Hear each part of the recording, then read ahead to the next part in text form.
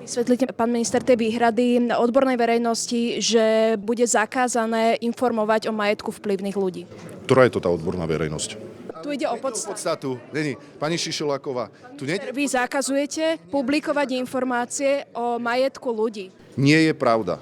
Je to výmysel Zastavme korupciu, že my ideme niečo zakazovať. O čo ide súčasnej vláde? Aby sme sa nedozvedeli o tom, kto má aké vily. A keď to napíšete, tak vám hrozí 10 000 pokuta. Ukážme si teda 3 príklady, o ktorých by sa verejnosť nikdy nedozvedela, ak by napríklad novinári nemohli o nich napísať. Tento dom v lukratívnej časti Bratislavy patrí ministerke Denise Sakovej. Všetko sa dozviete majetkového priznania. Táto chata na Orave patrí exministrovi vnútra Romanovi Mikulcovi. Najprv popieral akékoľvek vlastníctvo k tejto chate, hovorilo sa, že sa tam chodí iba prechádzať, že je hubár. Chatu som si financoval sám zo svojich zdrojov. Zavádzanie takéhoto nejakého nového priestupku. To by znamenalo, že by sa napríklad verejnosť nikdy nedozvedela napríklad aj o kauze Slejáda.